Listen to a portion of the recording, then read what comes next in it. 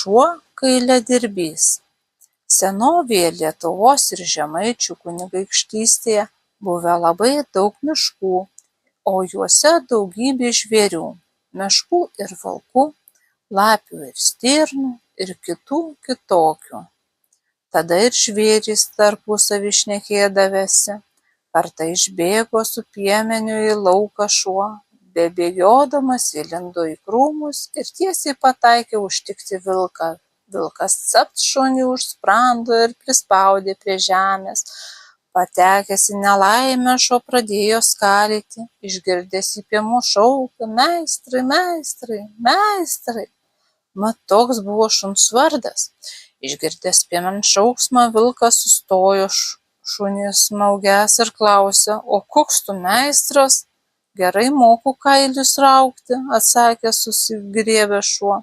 Vilkas tą savaitę turėjo laimės ir buvo net 5 gerus kailius nunėręs, 3 senų ožkų ir 2 didelių ėrelių. Paleido į šunį ir tarėsi sustoję geruoju. Vilkas sako: na tai eikim su manim, aš turiu 5 kailius, tu man juos išdirbk, o aš tave gerai pavaišinsiu. Taip jie ir susitarė. Šuo parsinešė kailius ir jį raugė po tilteliu, bet atsitiko šuniui nelaimė. Kartą įsmukęs į virtuvę norėjo jis užlįsti už mūriuko ir štai atsigulti šiltai. Bet besibrukdamas užkliudė ir išvertė puodžiuką su pienu. Šeimininkė buvo ten pat. Virė vakarienę, supykusi paėmė samtį verdančios putros ir šliūkšt meistrui ant akių. Pašokęs šunelis puolė greičiausiai pro duris lauk, o šeimininkė šaukė supykusi jam įkandin, kad aš tavęs čia daugiau nematyčiau, bjaurybė. Pabėgėjęs į kiemą krapštosi šuniokas kojomis akis nuo karštimo, bet viena akis ir nusiplikino. Nebeprimato meistrelis, atėjo blogos dienos, į vidų niekas nebeleidžia, jis neduoda, pats pusalkis tapęs, nebemoka maisto susirasti.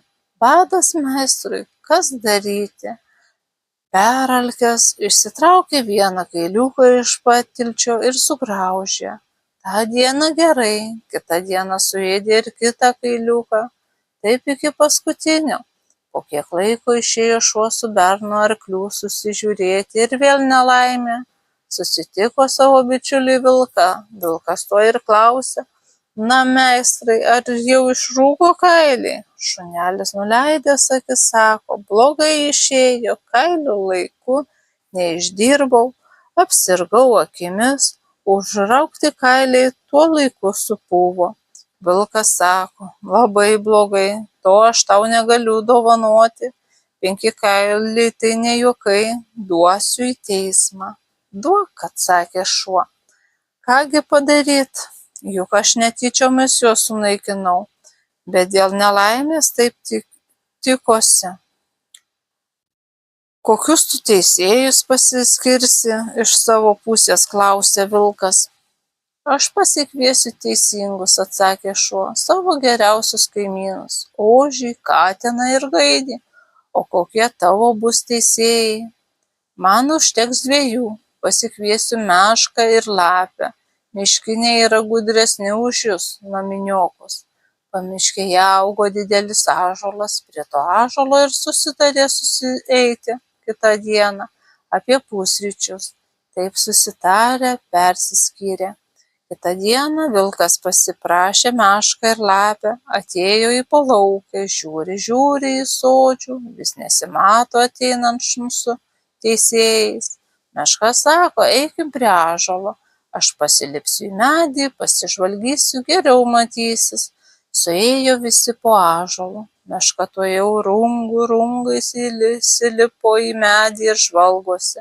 Pagaliau pamatė nuo sodžiaus ateinant 4. Meška ir pradėjo pasakoti: blogai mums išeis, šuo atsiveda labai didžius teisėjus, vienas su ilga žila barzda, baltu apsiaustu apsisiautęs, prieky 2 durklai, kai tik pro krūmus eina, vis graibsto į rankas rykštes. Antras rainuotu mundierium, ilgą ietį aukštai iškėlęs, pagaliau tretysis, turbūt kariškis, sidabru apvedžiotas rūbas, raudoni atlapai, net 2 riestų kardų nešas. Meška išsigandusi įsilipo dar aukščiau į ąžuolą. Lapė atsargumo dėlei prigulė už laužiuko. Ateina šie visi, vieną vilką temato. Gaidys sustojęs, sušunka. Padėk Dieve, vyrai, kur teisėjai? Lapė, norėdama geriau prisižiūrėti, sukuštėjo už laužiuko. Katinas pamanė, kad žiurkė brazda.